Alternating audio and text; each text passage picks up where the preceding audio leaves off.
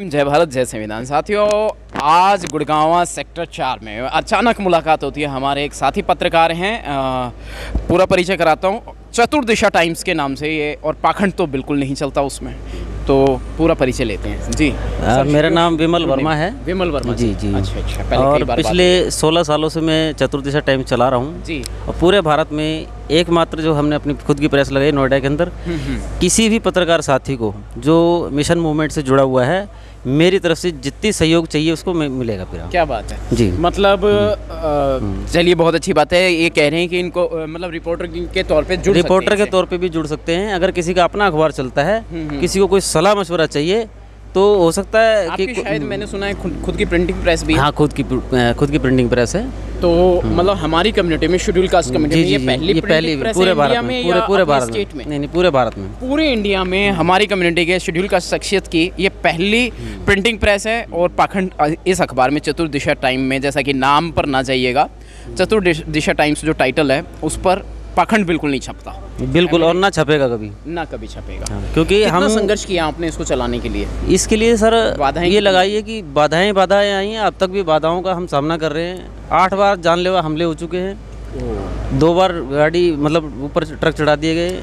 2 साल बिस्तर पे रहा हूँ। और प्रशासन के खिलाफ हमेशा ही रहता है मामला। जी। और प्रशासन क्राइम करेगा तो बिल्कुल तमाम पत्रकार का काम है सच्चाई व्यक्त करना। जी बिल्कुल। अब पत्रकारिता का मायने आज बदल दिया है, लेकिन असल में जो पत्रकारिता है, बहुत कम लोग हैं। उनको मैं भी सलूट करना चाहूँगा जो पत्रकारिता निष्पक्ष रूप से कर रहे हैं।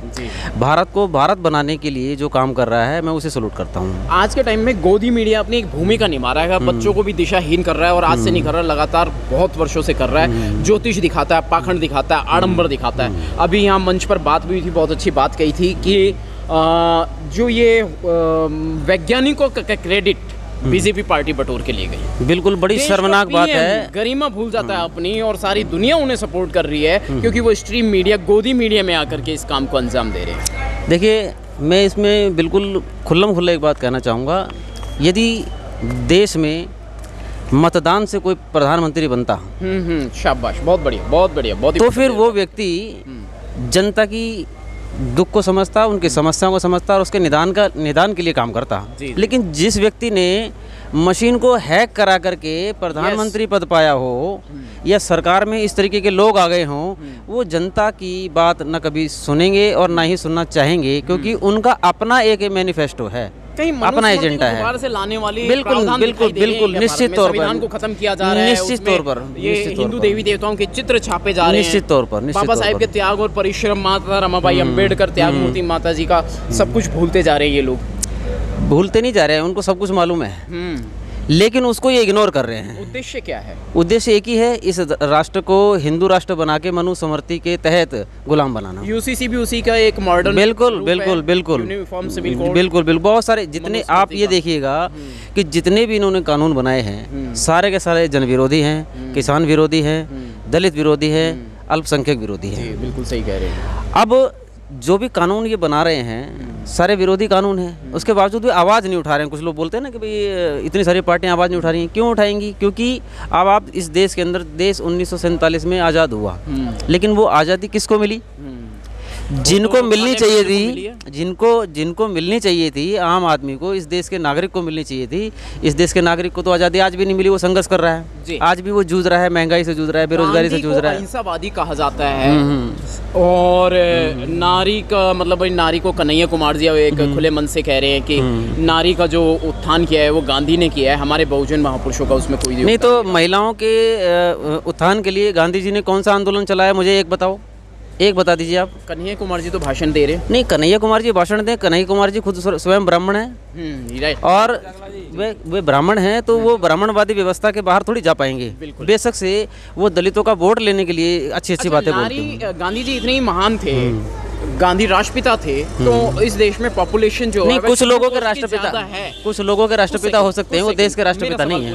जी। कि गांधी ने मतलब जो है आमरण अनशन किया था, उसकी खूबी क्या थी कि उसने दलितों का एक वोट बैंक अधिकार छीन लिया था, जो बाबा साहेब ने हासिल किया था 1939 में अंग्रेज ब्रिटिश गवर्नमेंट से। इस देश का बड़ा दुर्भाग्य था, पूना पैक्ट के नाम से इसको जाना जाता है। गांधी जी ने आमरण अनशन किसी के भले के लिए नहीं, केवल मनुवादी व्यवस्था को कायम रखने के लिए रखा गया है। उन्होंने ये भी कहा था, एक समय पे लोग भूल गए होंगे या उन्होंने इतिहास ठीक से पढ़ा नहीं है, उन्होंने ये भी कहा है कि अगर जो ये शेड्यूल कास्ट लोग हैं अलग हो जाएंगे देश से या कहीं और चले जाएंगे, बाबा साहब ने कुछ और ही कर रहे थे, तब आरक्षण की बात आई थी सामने और गांधी ने ये सब रखा। लेकिन उस समय ये कहा था कि भाई ये अगर हट जाएंगे तो हम शासन किस पे करेंगे। बिल्कुल बिल्कुल ठीक बात है कि शासन करेंगे किस पे, क्योंकि इन्हीं लोगों को गुलाम बनाया जाता है, इन्हीं लोगों से मजदूरी कराई जाती है।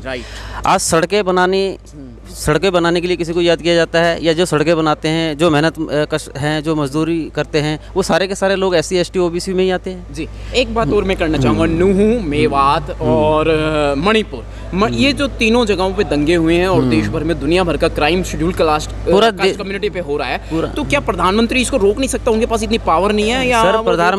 प्रधानमंत्री बहुत बड़ी पावर है।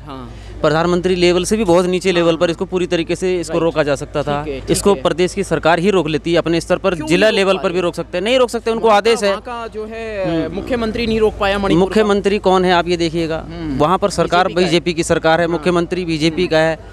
तो बीजेपी जहाँ जहाँ भी होगी वो मनु संविधान को लागू करने के लिए ही काम करेगी, और जहाँ पर मनु संविधान के विपरीत कहीं मामला जा रहा होगा तो वहाँ पर वो मौन हो जाते हैं, वहाँ पर उनको कुछ नहीं दिखाई देता, वो अंधे भी हो जाते हैं, मुंह में दही जमा लेते हैं। डबल इंजन की सरकार, अभी एक बहन जी कह रही थी कि डबल इंजन की सरकार है, कहाँ फेल हो रही है डबल इंजन की सरकार?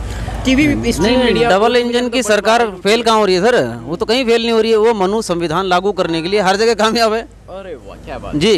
वो साथियों, कितने मतलब इसे कहते हैं पत्रकार, निष्पक्ष पत्रकारिता, कितने हमले इन पर हो चुके हैं, घायल हो चुके हैं, और अभी भी ये निष्पक्ष और हो जाए। बिल्कुल, ना डरे ना डरेंगे। जीवन एक बार मिलता है, उसको आप औरों के लिए जिए। किसी ने बहुत खूबसूरत बातें कही है कि औरों के लिए जिए, तब आप इंसान हैं। और मैं तो एक बात कहना चाहूँगा कि किसी ने पूछा भाई आप सब सिस्टम क्या है, तो हमने बड़ी प्यारी सी पंक्तियों में मैं आपको जवाब दूंगा कि धन न सम्मान कमाने निकला, यश न गुणगान कमाने निकला, देश की पूंजी को एकजुट करने थोड़े से इंसान कमाने निकला। ये मैं संदेश देना चाहता हूँ कि हम लोग धन सम्मान यश ये कमाने नहीं निकले, लोगों को लोगों से जोड़ने के लिए, इस देश को भारत बनाने के लिए और मानव को मानव बनाने के लिए, हमारा जो महापुरुषों ने हमको जो संदेश दिए उन पर चलने के लिए हम निकले, और उस पर चलाने के लिए हम संदेश देने के लिए निकले हुए हैं। जी, बहुत बढ़िया, बहुत बहुत साधुवाद। बिल्कुल एक निष्पक्ष पत्रकार विमल वर्मा जी चतुर्दिशा टाइम चलाते हैं, जरूर, और बहुत संघर्ष रहा है